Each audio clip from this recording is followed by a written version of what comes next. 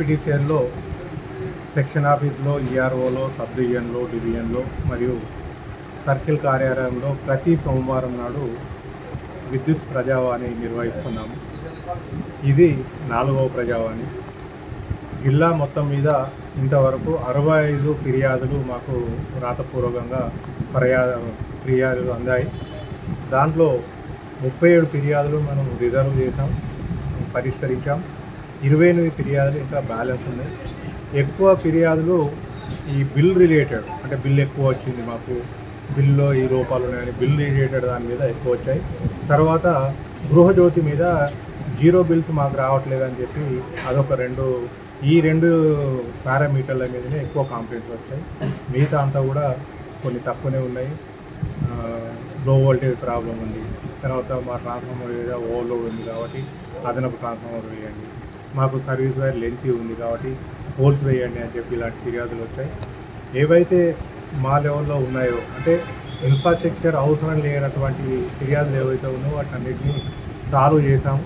ఎక్కడైతే ఇన్ఫ్రాస్ట్రక్చర్ ఉంది, ఎక్కడైతే పేమెంట్ అవసరం ఉందో వాటిని మనం దాని అనుగుణంగా వాళ్ళ ఎస్టిమేట్ వేసి డిమాండ్ నోటీస్ సర్వ్ చేసిన తర్వాత మనం వర్క్ చేపడతాము.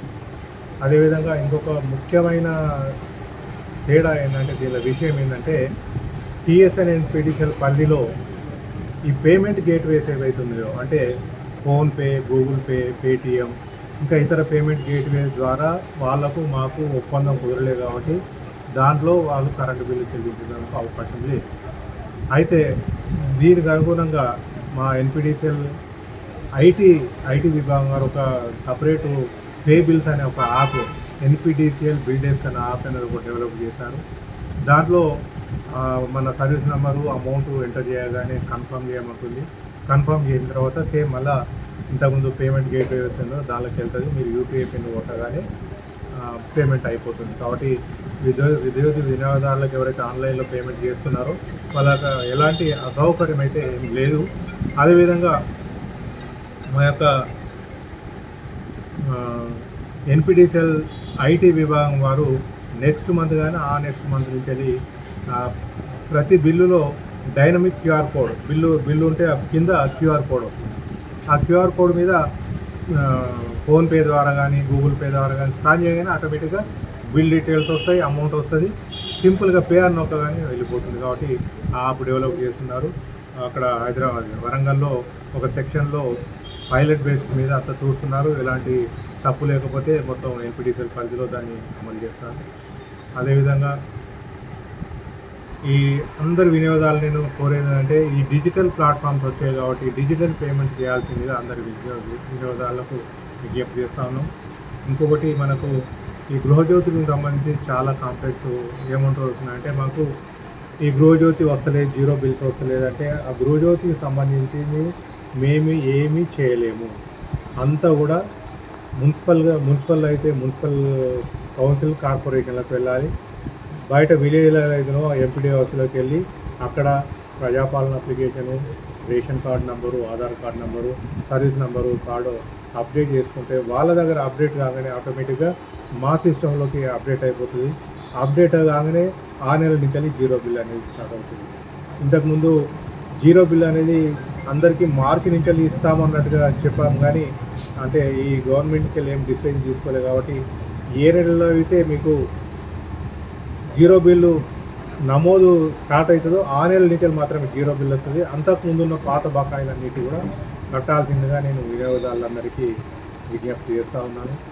అదేవిధంగా మే నెలకు గాను ఎన్పిటిసిఎల్లో ఉత్తమ ఉద్యోగులకు అవార్డ్స్ ప్రజెంటేషన్ చేశాడు మన సీఎండీ గారు. దానిలో భాగంగా మన జిల్లాకు, నిజామాబాద్ జిల్లాకు 3 అవార్డ్స్ వచ్చాయి. మొట్టమొదటిది ఏంటంటే ఏఈ ముప్పాల్ టి రవికుమార్ అంటే అతనికి రూరల్ ఏఈల పరిధిలో డిస్కామ్ స్థాయిలో 3వ స్థానం లభించింది. అదేవిధంగా శ్రీధర్ జే శ్రీధర్ ఏడీ ఆర్మూర్కి ఏడీ క్యాడర్లో ఎన్పిటిసిఎల్ స్థాయిలో 2వ ఉత్తమ అధికారిగా వచ్చింది. అదేవిధంగా ఎస్సీ ఎన్పిటిసిఎల్ అంటే నాకు సక్సెసివ్గా ఏప్రిల్ అండ్ మేలో 3వ తృతీయ ఉద్యోగిగా ఉత్తమ సేవలు అందించిన గాను అవార్డ్స్ ఇచ్చారు. కాబట్టి దీనివల్ల అవార్డ్స్ ఇవ్వడం వల్ల ఏంటంటే మా ఉద్యోగులలో ఒక పాజిటివ్ రెస్పాన్స్ అనేది వస్తుంది. పాజిటివ్ కాంపిటీషన్ వచ్చి అందరూ కూడా నేను కూడా ఎందుకు మొదటి స్థానం రావద్దు అనేది చాలా కష్టపడుతున్నారు. దాంట్లో ముఖ్యమైన తేడా ఏమొస్తుందంటే ఏప్రిల్లో ఇచ్చారు, మేలో ఇచ్చారు. ఏప్రిల్లో చాలా కొద్ది మందికి మాత్రమే మంచి మార్క్స్ వస్తాయి. అదే మేలోకి వచ్చేసరికి మన జిల్లాలో దాదాపు ఒక 15 మంది చాలా మంచి ఇంప్రూవ్మెంట్ వచ్చింది. వాళ్ళ వర్క్ నైపుణ్యం బట్టి మార్కులు కూడా చాలా వచ్చాయి. కాబట్టి మా ఎన్పీడీసీఎల్లో ఉన్న నిజామాబాద్ సర్కిల్లో ఉన్న అందరి ఉద్యోగులను అదే పద్ధతిలో పనిచేసి విద్యుత్ వినియోగదారులకు మంచి సేవ చేయాలని నా ఆకాంక్ష.